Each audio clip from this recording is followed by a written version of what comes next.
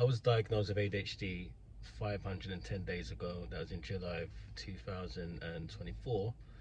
And in this video, I'm just going to share with you some of the things that I've accomplished in the time that I've been diagnosed, and the difference between the version of me before I was diagnosed and now.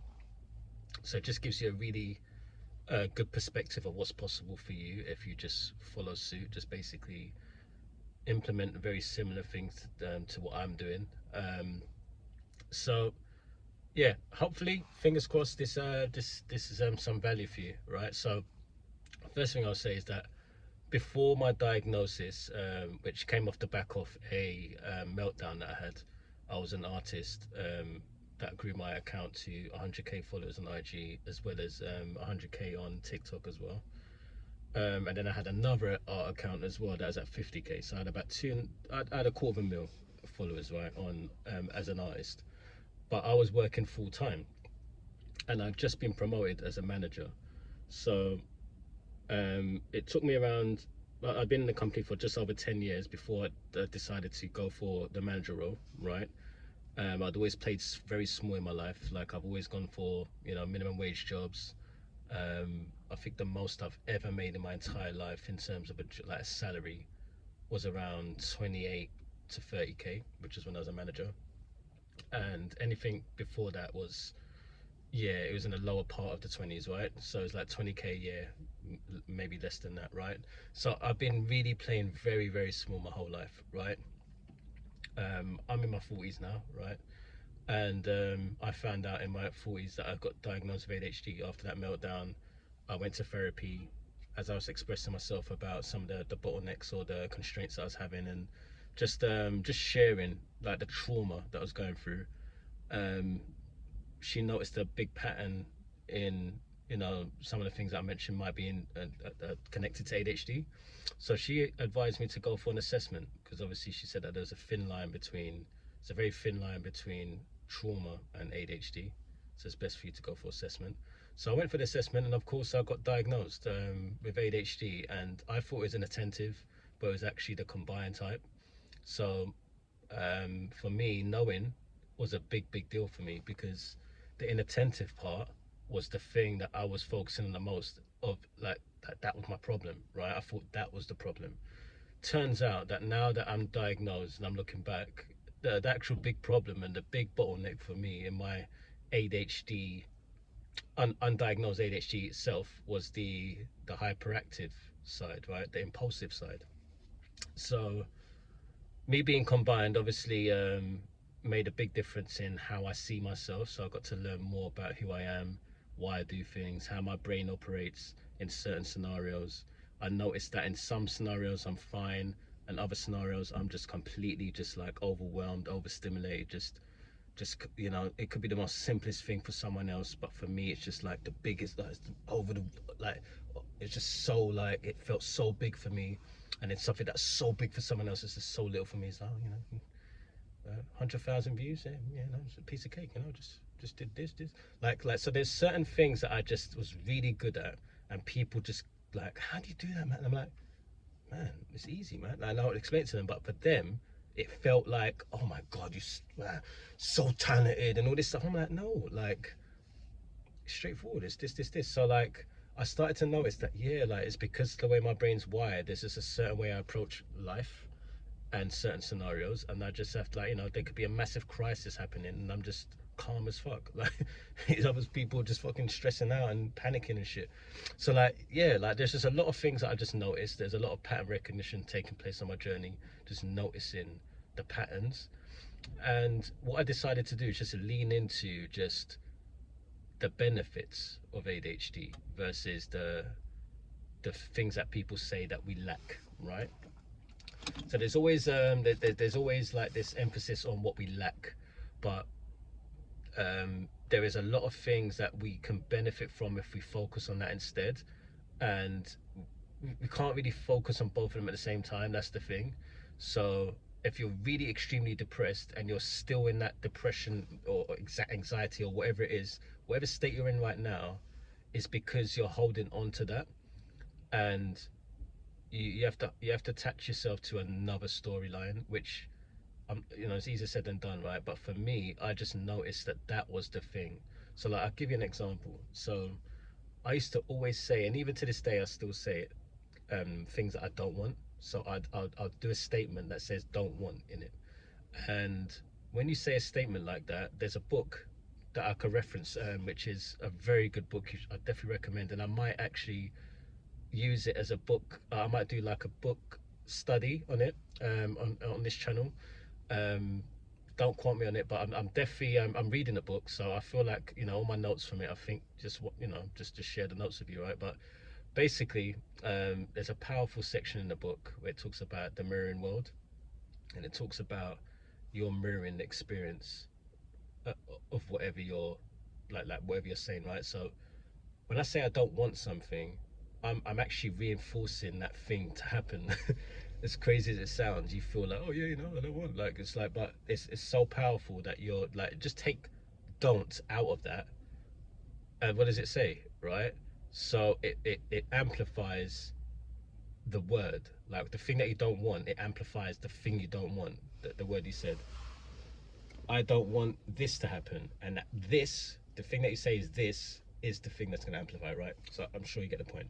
But basically, our words are very powerful, and I just noticed when I was doing that and started to just, you know, be a bit more just conscious about how I word things, and it made a massive difference to my journey, to the point where um, I realized that I was in a 9 to 5 job that it doesn't spark any joy for me whatsoever. That the people that I was working with were actually not the problem at all. I actually enjoyed working with my colleagues. My manager was really, really nice, but just the work itself was just really unfulfilling. It was very, very dry. Same thing over and over again. Interest level was just super low, and I would get things done, but in the way that I was getting things done was just not healthy. I just couldn't imagine just doing that for the rest of my life until retirement. So it got me into this ruminating state where it's just like, could I do this for another year? And when I thought of that thought itself, it left me just being like, yeah, I definitely can't. I can't do that. Yeah, I definitely can't do this for another year. Like it started to get me. Like I started to notice that I'm gonna start getting depressed if I think about this.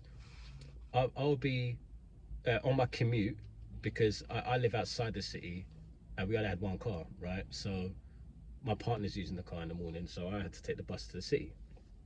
And that commute, I just remember just being on the bus, like I just like there's nothing against anyone who does that, right? Because I've done it for 25 years of my life, right? So like I'm not saying anything bad about the lifestyle. What I'm trying to say is that I just felt like I should be doing more, and there was just this feeling of like just I'm just feeling like I'm just surviving, knowing that there's something else I prefer doing, but I'm not doing it because of my belief system, right? It's like I don't have much belief that it's going to work out, or um, I, I start and stop things, so then I have to start a new thing. And if I do get like for example with the art account, I mean, 250,000 of fucking followers for artists, like I can imagine that there's most people that would love to be in that position, right? For me, it was extremely overwhelming at that point because I didn't know I had ADHD. So there was a lot of things that I had to juggle with that account being so big. DMs, inquiries, how much do I charge? I actually don't know. I've never charged for this art. I was just doing it for fun. Now I've got to work out what the price is. Am I charging too much? Um, you know, I've got to do things from scratch, because if I don't, and then people are gonna think that I'm not a real artist and all this bullshit. Like, people not valuing, you know, the time and effort they put into something, and then you know, use AI to just like speed up the process, and they're just like, and then you're just feeling like, oh, there's other artists out there who are going to say like, oh look, now he's leaning into AI, and it's like, it was just so much toxic. It's so toxic, right? But I know that I was reinforcing that. Like, it was me, like, thinking about, oh, what's other people gonna think if I do that? Yeah, so I'm gonna have to do it from scratch. If I do it from scratch, it's gonna take longer, but yeah, like, at least I'll be a real artist. Like, it's just like, It's backwards, right? And I was charging peanuts as well. Like, it's crazy what I was charging. So then basically it was eating into my family lifetime, right? So my family's getting impacted in the process as well, because I'm extremely obsessed about how to draw faces from scratch, and I'm learning the fundamentals of how to, you know, the light and the shadow on the face, and how to shade and all this stuff, right? But as I'm learning that, I'm also doing commissions for people, and at the same time I'm being a manager. Like, I've just learned this, I've just like been promoted in this new role. It means new responsibilities, and I'm a father to a toddler, right? And I'm living in Spain. You know, like, where you know, this is not my mother tongue. You know, I'm still, I was undiagnosed, right? So I was just avoiding extremely when it come to like learning a language, and everyone wanted to learn English, so that was my cop out. Yeah, you know, like, just practice your English with me. Yeah? But then I didn't get to practice my Spanish, right? So in the end, when I moved outside of the city, I was forced to learn Spanish, right? And in the last, I'll say, 2 3 years, my Spanish has improved massively just through just having friends now in my town and using the Spanish more, and you know. But uh, what I'm trying to say to you is that from where I come from, there was just a context that was running the show, and I just kept on holding on to that context and that belief system for years and years and years. And then when I found out I had ADHD and I changed how I see myself, it started to make me make better decisions, and it started to make me see that, oh, I need to do that, and oh, okay, this perspective is more suitable, or this person is going to help me to see things differently. So like, I started to invest in paid communities, and then after that I started investing in mentorship, right? To the point now where I'm working with a set of mentors that are really helping me massively with my mindset around the business, but not just the business, just content creation in general, and just my priorities around what I should be focusing on a daily basis, like money making activities. Um, and not driven by money. Like, oh yeah, money, money, money. No, but what I mean is, like, there's a set of activities I should be doing that's obviously going to help me to grow the business versus just doing things for the sake of it. That because I like doing it, right? I love building systems, but you know, me building systems all day is not going to make me money, right? I could just keep like trying to perfect this system until 1 year later, how much money did he make? Because he didn't flipping, you know, create the system or put it out, right? Versus just having conversations with people in the DMs and learning a bit more about, you know, what their needs are, and seeing if they actually, you know, if you can actually help them because of how they're speaking, and offering them some help, right? You know, such a simple thing, right? And then jump on a call with them and just dive a bit deeper and then see if you can help them, and then make them an offer. Like, it's simple, right? But a lot of people are scared of that, and a lot of people don't like the idea of that. But that's the reality of growing a business online: is you need to connect with your audience who are in pain and offer a solution to it, right? That's it. That's the basics of it all. But it took me investing in mentorship and investing in the right people to get to the point where I understand that more clearly. Whereas before, my mindset was like, I don't like, oh, selling, and oh no, like the way my relationship with money was is just terrible, and you know, undercharging and overspending, you know, like an impulsive spending, right? So I'm going to end this video because it's coming up to the 15-minute mark, right? But what I've accomplished is I've been able to understand what I should focus on. So I'm focusing on the right activities that are going to not just help me personally as a human, as an ADHDer, like just lean into things that are purpose driven, but it's allowed me to be more selective about what I choose to go in my time as well. And I've done over 300 calls with ADHDers, and some of them were just, they were ranting for like 2 hours sometimes. And I was just there listening, right? Weren't charging a single thing for that call. And now it's going to be quite difficult for you to get a call like that now. But in the beginning, I had so much empathy, and I wanted to just learn more about what's going on for people. And I've obviously got a lot of data now, and I've created a system that solves that problem.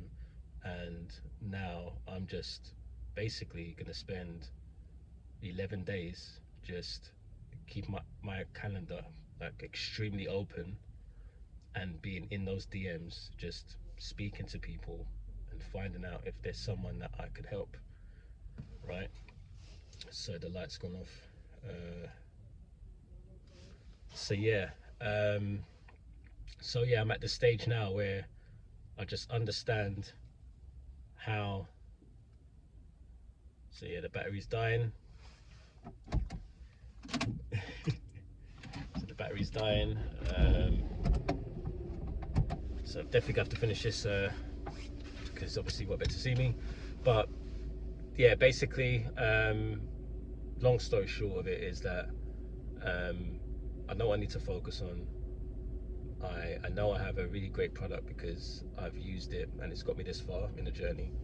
And I'm just going to compile everything that I've learned in the last, like I said, 510 days. And I'm just going to condense it into such a small, tiny space of time, which is 11 days. And just do all of that, all the best parts of that of the journey, just cramming it all into content, and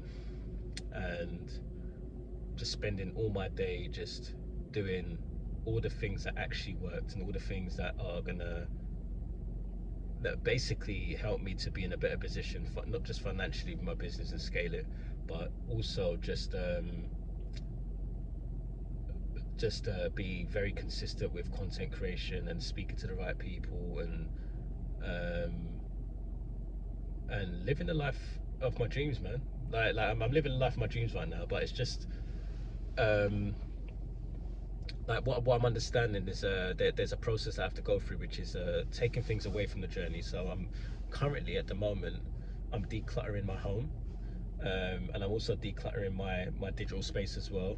But while I'm also doing that, I'm also just trying to look at what projects I want to work on after this 11 days and how I want 2026 to look like the first quarter. I already know what I'm going to do in the first quarter, right? But um, I kind of want to just just just only focus on like each day that I have in these 11 days, and just do the highest leverage tasks that are going to move the needle forward, and then just to start making decisions around the type of people that I want to help with that as well, right? So I'm going to open my calendar up for people who want to also just pursue the same things that I have, and learn how to manage the ADHD in a way that's so basically I'm managing not just my ADHD right now, I'm managing my business and my family life all at the same time, all simultaneously, like they're all covered,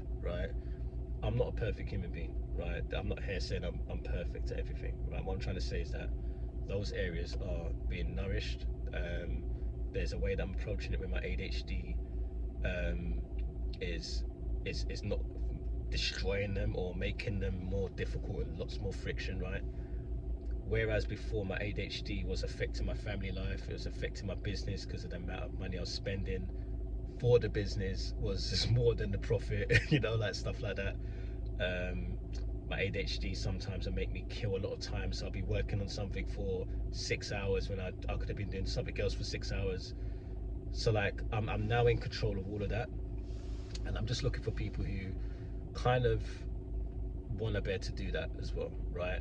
And give them my system. My system works, man. I'm doing it now. It's great. Um, I'm gonna show the data after the 11 days of what happened in 11 days of me just hyper focusing on this for 11 days. Just these very clear, crystal clear things. And then everyone that I'm working with is gonna get obviously the more dialed in version of that. I'll just tell you the output. They will know all the other things, the strategy. They will know more the how implementational part of it. But I will just share on this channel the things that I'm actually doing on a day to day. So how much outreach I'm doing, how many conversations I'm having. I'll share the data, but that's all I'll do on the channel. But yeah, that's where I'm at. That's where I'm at on the journey. I'm just feeling extremely grateful. Um, I've been on School, which is a platform that I'm really enjoying at the moment, where I grew my school community to 3.8k members in those 510 days. I've been active on School with 10 plus activities, which is a metric that they do. So if you do 10 plus activities a day, it counts to a streak. I've done 491 days, or is it 92 days now, of just daily activities, and I've spent over 10k on mentors and groups, and just to improve my skill set and everything. And I've been working with some really great clients that I really enjoy. Every week when I jump on a call with them, I'm really excited to have the call. I've got a coaching program I'm really proud of. I've got a system on Notion that is basically making it so easy to show up on a weekly, daily basis for all the projects that I do. So yeah, just expecting this channel, just raw authenticity in some videos, and then screen share of me presenting something, me being educational, like, and sharing some insights. Just know that there's just going to be a very clear representation of how much I've learned and how much I've grown since being diagnosed. And I want people to see that it is possible, because I think for a lot of people, like, I think it's easy for us to watch other creators and put them on pedestals and think that we can't achieve their level of success, if you want to call it. But I feel like a lot of people kind of miss out the painful part, and I'm not afraid to share, like, the painful part. I'm not afraid to share about the anxiety I had of leaving my job, and like, how scared I was to do that move and know that I'm not going to have any money coming in, and I've got a mortgage, I've got a daughter who's a toddler, and I've got a partner who actually had to be on sick leave. Right. It wasn't a good time for me to be leaving my 9 to 5, like, it really wasn't, and I did it, right? But it's just really important for me to just be so raw in these videos and give you just the real me. And the people that appreciate it will appreciate it. The people that catch up later will catch up later. I'm not really concerned about anyone who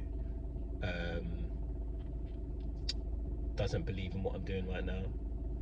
I think it'll just take maybe a rocket next to my name on School for people to take me more seriously, or a crown, but all that stuff doesn't matter to me. I've made the money, I've made some money, and I realize that money's a really shit metric to go by with anything to do with success. You make a certain amount of money, and then a few hours later you just feel, oh fuck, like, it's really just, like, it's very, very, very shallow, right? So I'm optimizing for peace. I'm optimizing for people that I want to be around the most, and having the best clients in the world that I work with, that I'm looking forward to being on the call with them. You just have to be on the same frequency as me. I don't want to be hearing any bullshit, and I'm even using a word I don't want, right? And I'm still practicing. I just told you, I'm still practicing every day and catching it. The fact that I just caught it now, right? It's just, that's all I'm doing with my life. I'm just catching me say things. I'm not perfect. Sometimes I say it, right? Sometimes I get negged out. Sometimes I feel scared, right? Sometimes I don't want to press the record button. Even this video, like, I was thinking, oh man, it's dark now, like, I'll just wait till tomorrow and all that. And it's like, no, just post it now, man. Like, the thoughts on your head now, just post it out now. But that's it, man. The next series of videos are going to be published in as a premiere, and it's going to have a rocket next to it, and it's going to have a number, and that's going to be released from the 1st of December. me just talking about the day-to-day, what I'm doing these 11 days, but I won't publish it until December the 1st. And yeah, we only talk about the output. We're only talking about the things I'm doing. I'm not talking about what come of it. I'm just talking about the things that I did, right? That's all I'm going to be talking about in the videos, the actions I've taken, the reflection of the actions. And yeah, hopefully it just helps you to become an action taker if you're not being one at the moment, for 2026. And that's it. Take care. Peace.